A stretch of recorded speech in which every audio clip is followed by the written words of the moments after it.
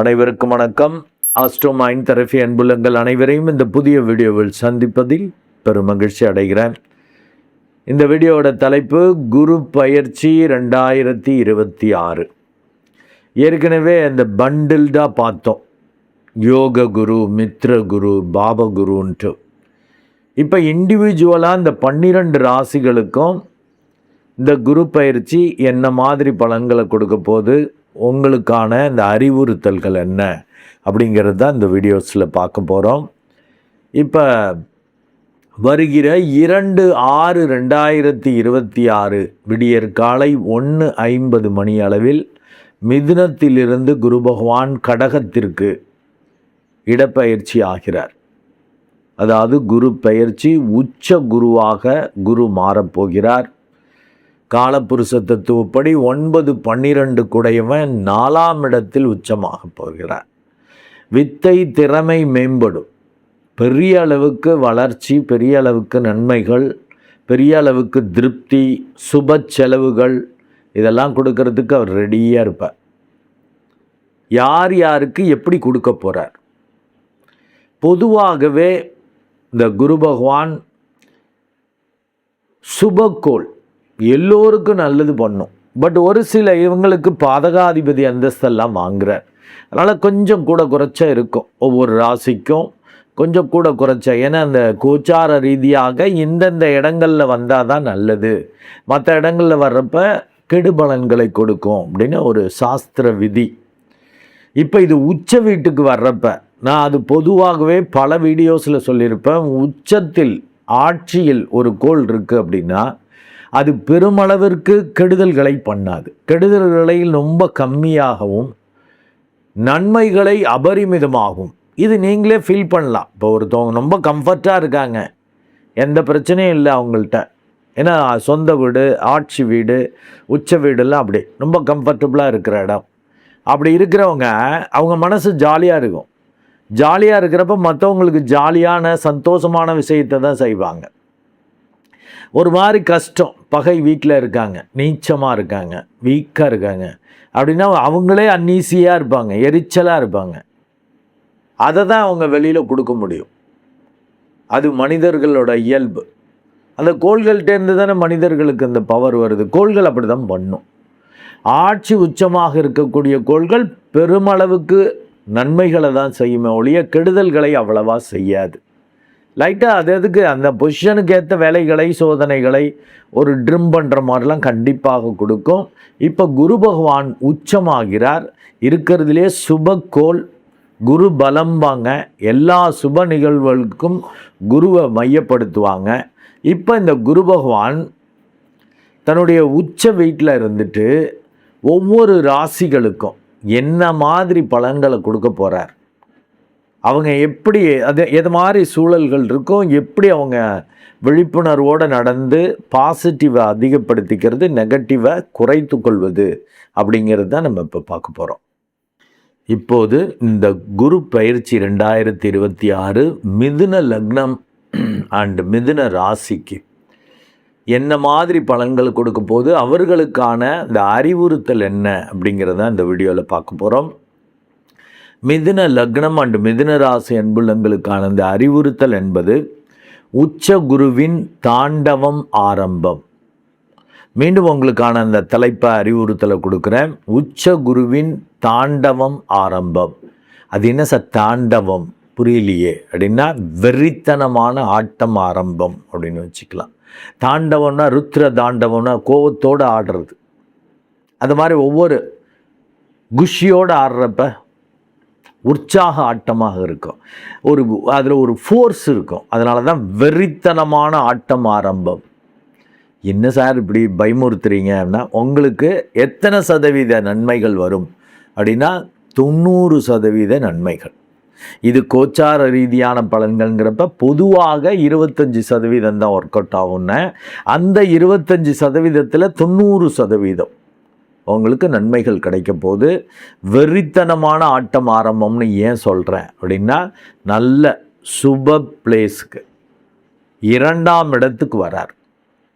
இதுவரையிலும் ஜென்ம குருவாக இருந்து படுத்தினார், பாதகங்களை கொடுத்தார், சிக்கல்களை கொடுத்தார், தொழில் வேலை ரீதியாக, கூட்டாளிகள் ரீதியாக, பார்ட்னர், அதாவது லைஃப் பார்ட்னர், பிஸ்னஸ் பார்ட்னர் வழியாக மரியாதை குறைவு, அவமரியாதைகள், சிக்கல்கள், இது மாதிரி கண்டங்கள், பாதகங்கள்லாம் நீடித்த பிரச்சனை. அதுக்கு தீர்வே தெரியாமல் கூடவே வந்துட்டுருக்கும் பாதகம்னா. ஸோ அந்த மாதிரி பிரச்சனைகளை பண்ணி கொண்டிருந்தவர் இந்த 2-6க்கு அப்புறம் உச்சமாக 2ஆம் இடத்துல வரவர். தரமான சம்பவங்களை செய்வார். அதனால தான் வெறித்தனமான ஆட்டம்னு. பொதுவாக நான் இன்ட்ரோடக்ஷன்லேயே சொன்னேன், இருக்கிற இடத்துக்கு கொஞ்சம் பிரச்சனை பண்ணுவார். குடும்பத்தில் பிரச்சனை வச்சுக்கக்கூடாது. வெறித்தனமான ஆட்டத்தை குடும்பத்தில் ஆடக்கூடாது. ஏன்னா உங்களுக்கு 7ஆம் இடத்ததிபதி பாதகாதிபதி உச்சமாகிறார். இப்போ கெட்ட தசாபுத்தியாக இருந்தால் வீட்டில் ஆடுவீங்க, வெளியில் பேண்ட் இருப்பீங்க, அது வேஸ்ட்டு. நல்ல தசாபுத்தியாக இருந்தால் வீட்டில் சரண்டர் ஆகிடுவீங்க, வெளியில் ஆடுவீங்க, அது சூப்பராக இருக்கும். பெரிய அளவுக்கு தன வருவாய்கள், பெரிய அளவுக்கு நல்ல சூழல், நல்ல பார்ட்னர் கிடைக்கிறது, பெரிய அளவுக்கு புகழ் மரியாதை உயர்வது, பெரிய அளவுக்கு வேலை வாய்ப்புகள் வருவது, எதிர்பாராத சேஞ்சஸ்லாம் நடக்கும். கெட்ட தசாபுத்தினா எதிர்பாராமல் விரயங்கள், இழப்புக்கள். அப்போ ஈஸியாக லிக்விடிட்டி ஆகக்கூடிய பொருள்கள்லாம் வச்சுக்கக்கூடாது, காணா போயிடும், பிரச்சனை ஆகிடும் அப்படிமே. ஏன்னா பாதகாதிபதி உச்சம்ல, கோல்டாவோ கேஷாவோ வச்சுக்கக்கூடாது. ரொம்ப இந்த ஃப்ளக்சுவேஷன் மாதிரி, ஏற்ற இறக்கங்கள், இந்த ஸ்பெக்குலேஷன் மாதிரி பண்ணுறது, அதாவது அதிர்ஷ்டத்துக்காக விளையாடுறது, ஷேரு டீலிங், இந்த ஒரு ரொம்ப பெரிய அளவுக்கு வட்டி தரேன், பெரிய அளவுக்கு இந்த ஒரு மாதிரி நூதன அதெல்லாம் பிரச்சனை வச்சுக்கக்கூடாது. ஏன்னா பாதகாதிபதி உச்சமாகிறார். இப்போ தான் யாராவது வருவான் அவங்கள்ட்ட ஒரு புதிய பிஸ்னஸ், புதிய இதுன்னு சொல்லி உங்களை ஏமாத்த, இந்த இரிடியம் பிஸ்னஸ், அது இது நீ எதோ சொல்கிறாங்க பாருங்கள். அதுக்கு ஒரு படமே வந்துச்சே, பார்த்துருப்பீங்க. மற்றவனோட ஆசையை தூண்டி அப்படியே எக்ஸ்ப்ளாய்ட் பண்ணி அதை மற்றவனை ஈஸியாக ஏமாத்துறதுக்கு ஆசையை தூண்டும்படி பல விஷயங்கள் நடக்கும். ஜாக்கிரதை. குடும்பம், பெயர், பொருள், அதிலெல்லாம் பெரிய அளவுக்கு இழப்புக்கள், சிக்கல் வராதுபடி பார்த்துக்கணும். குடும்பத்தை கெடுத்துக்கக்கூடாது, பேரை கெடுத்துக்கக்கூடாது, பொருளை கெடுத்துக்கக்கூடாது. நல்ல தசாபத்தின்னா கெடுத்துக்க மாட்டீங்க, தப்பிச்சுக்குவீங்க. கெட்ட தசாபத்தின்னா வம்பு. சார் என்ன சார் 90% சொல்லிட்டு இப்படி சொல்கிறீங்கன்னு. ஆமாம், இது வழியிலாலும் பிரச்சனை வரும். கெட்ட தசாபத்தினா அப்படி நடக்கும். ஏன்னா இது கோச்சார ரீதியான பலன்கள் 25% தான் சொல்லியிருக்கேன்ல, அதில் தான் உங்களுக்கு 90% இருக்கேன். மீதி 75% தசாபத்தி தான். தசாபத்தி சரியில்லைன்னா உல்ட்டாவாக போகும். என்ன சார் 90% நீங்கள் வெறித்தனமான ஆட்டம் நீங்கள் அப்படின்னு சிக்கலாகும். இப்போ இந்த விஜய் பாவம் ஒரு நல்ல அப்படி ஸ்வீப்பில் வந்த மாதிரி வந்துவிட்டு திடீர்னு ஒரு அந்த பெரும்பான்மை இல்லாமல் ஆட்சி அமைக்கிறதுக்கு, அதுவும் அற்பத்தனமான கம்மியான எண்ணிக்கையில் போய் கஷ்டப்பட்டுருக்கார் பாருங்க. இப்படி வந்துடும். இதுதான் சிக்கல். அதனால் நல்லா மெடிடேட் பண்ணிக்கங்க. ஒரு விழிப்புணர்வு வரும். நம்ம இண்டிவிஜுவலாக விஜய்னு எதேச்சியாக வந்துச்சு இப்போ நடக்கிற சூழலால். அவங்கவுங்க ஏற்றபடி ஜாதக அமைப்புப்படி அவங்கவுங்களுக்கு, ஏன்னா இப்போ எந்த கோள் பார்க்குது, எந்த கோள் சேர்ந்துருக்குது, எது கெடுக்குது, கெட்டவன் எப்படி இருக்கான், நல்லவன் எப்படி இருக்கான், அனுபவிக்கிறதுக்கு உங்களுக்கு லக்னாதிபதி, ராசி அதிபதி அண்டு யோகாதிபதிகள்லாம் வலுத்திருக்காங்களா, எல்லாத்தையுமே அனுசரித்து சொல்ல வேண்டியிருக்கோம். அதனால் கண்டிப்பாக தைரியமாக செயல்படுங்க, பயம் வேண்டாம்.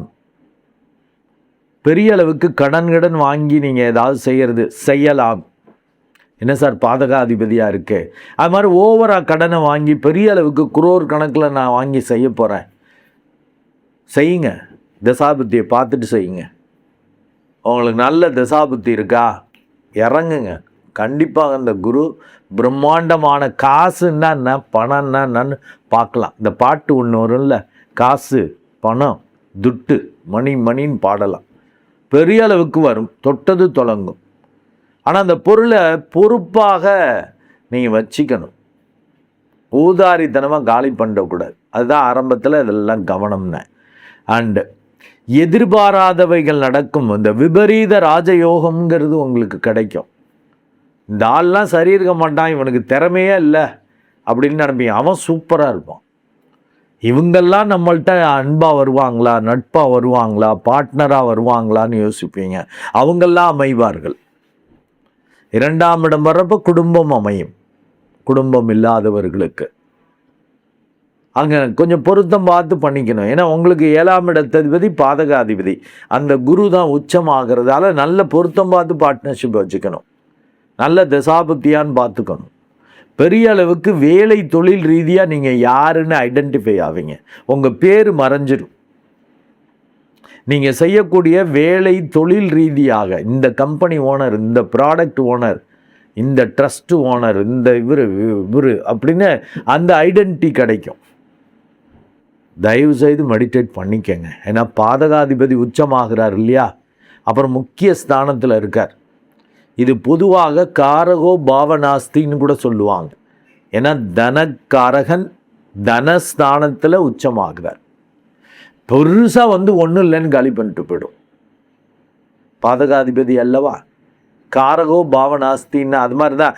5ஆம் இடத்ததிபதி, 5ஆம் இடத்துல குரு இருந்தாலும் பிரச்சனை, குழந்தை பிறக்கிறதுல பிரச்சனை, இங்கே பொருள் குடும்பத்தில் பிரச்சனை வந்துடும். ஜாக்கிரதை. பொருளை கெடுத்துக்குவீங்க. வந்துச்சு இழந்துட்டேங்க, தப்பாக முடிவெடுத்து இழந்துட்டேன், இல்லை கேர்லெஸ்ஸாக இருந்து விட்டுட்டேன். அதனால தான் ஈஸியான லிக்விடிட்டி ஆகக்கூடிய பொருள்களில் கவனம் வச்சுக்கணுன்ட்டேன். தங்கன்னா ஜாக்கிரதையாக வச்சுக்கணும். கேஷாக இருக்குது அப்படின்னா அது பத்திரமா வச்சுக்கணும். அதில் ஒரு கவனம், அதில் ஒரு விழிப்புணர்வு. எங்கேயாவது போய் மதன்ட்டு எதையாவது யோசிச்சுட்டு விட்டுட்டிங்கன்னா யாராவது தூட்டி போடுவோம். கோல்டும் அப்படி தான், அந்த செயின் பறிக்கிறது அப்படி இப்படிங்கிறாங்க இல்லையா, அது மாதிரிலாம் வந்துடும். சார் ரொம்ப யோகம் 90% இப்படி ஆயிடுச்சு சார். கெட்ட திசாபுத்தி இருந்தால் அப்படி தானே வரும். ஒரு கெட்டவன் பாதகத்து விளைவிக்கக்கூடியவன் உங்களுக்கு தொடர்புக்கு வருவான், உங்கள்கிட்ட பிரச்சனை பண்ணுவான். தயவு செய்து என்ன சார் போட்டு இப்படி குழப்புறீங்க, 90% அப்படியே 90% இப்படி தாங்க நினைக்கிறாங்க. நான் அவங்கள பற்றி கவலையே படலை. ஏன்னா பேலன்ஸாக ஒரு கோல் நல்லது மட்டும் செய்யாது, மோட்டிவேட் பண்ணுற மாதிரி செஞ்சு நிறைய சப்ஸ்கிரைபர்ஸ், நிறைய வியூஸ் என்னால் வாங்க முடியும். சும்மா நினச்சும் போட்டு விடலாம். இதுதான் உங்கள் வாழ்க்கையை. அப்போ தான் நான் உங்கள் மனசில் குடியேறுவேன். இவர் சொன்னாருப்பா, காப்பாற்றணும்ப்பா, நல்லபடியாக முடிஞ்சிச்சுப்பா, அதுக்கு கெடுத்துக்கலப்பா அப்படி நினைப்பீங்க. அதற்காக தான் பரவாயில்ல, ஸ்லோ ஸ்டடி வின் த ரேஸ்னே போவோம் அப்படின்ட்டு என்னை சுருக்கிக்கிட்டேன். இல்லாட்டி பேசலாம் அந்த மாதிரி மோட்டிவேட் பண்ணுற மாதிரி பாசிட்டிவாகவே. எந்த இடத்துல வந்தாலும் பாசிட்டிவாக, அந்த டிவியிலெல்லாம் பேசுகிறாங்க பாருங்கள், எல்லாத்துக்கும் பாசிட்டிவாக பேசிகிட்டு இருப்பாங்க. அப்படி பேசிட்டு போகலாம். வேஸ்ட்டு. அது கேட்குறதுக்கு நல்லா இருக்கும், அடி வாங்குறப்ப மரண அடியாக இருக்கும். ஜாக்கிரதை. பாதகாதிபதி உச்சமாகிறார். இருந்தாலும் 90%, ஏன்னா சாஸ்திரப்படி 2ஆம் இடத்துல வர்றது சூப்பர். அதில் உச்சமாக இருக்கிறது அபரிமிதமான தன வருவாய், பெயர் புகழ் இதெல்லாம் மேலோங்கும். எது விபரீத ராஜயோகம் ஏற்படும்ட்ட. தயவுசெய்து மெடிடேட் பண்ணிடுங்க. அப்போ தான் கெட்ட திசாபுத்தினாலும் மெடிடேட் பண்ணுறப்போ கோள்கள் கெடுக்க முடியாதுன்றீங்க. எக்ஸலண்ட்டாக இருக்கும். 90% சொல்லிவிட்டு நெகட்டிவாகவும் பேசுகிறீங்களேன்னா, ஏன்னா அவன் கெட்டவன் உங்களுக்கு ஆகாதவன் உச்சமாகறான். ஆனால் நல்ல இடத்துல உச்சமாகறதால நான் 90%. அதனால் ஓவராக ரிஸ்க் எடுக்க போகிறீங்க, ஓவராக பெருசாக ஏதாவது பார்ட்னர்ஷிப் வைக்க போகிறீங்க, பெரிய அளவுக்கு ஏதாவது ரிஸ்க் எடுத்து செய்ய போகிறீங்க, வந்தால் மழைன்னு இல்லாட்டி டோட்டலாக காலி ஆகிறதுன்னு அப்படிலாம் பண்ணுறதுன்னா ஜாதகத்தை பார்த்துக்கங்க. வேலை தொழில்னா பெரிய அளவுக்கு கடன் வாங்கலான்ட்டேன். யாராவது சொல்லுவாங்களா கடன் வாங்க பயப்படணும்? உங்களுக்கு கடன் கிடைக்கும், கேட்ட இடத்துல கிடைக்கும். தசாபுத்தியை பார்த்துட்டு அழகாக, ஏன்னா பயமும் வரும், கடனும் கிடைக்கும். ஐயோ இவ்வளோ பணம் தரேங்கிறாங்க, பிஸ்னஸ்க்கு இவ்வளோ பணம் தரேங்கிறாங்க, நம்மளால் திரும்ப கட்ட முடியுமான்னு பயம் வரும்.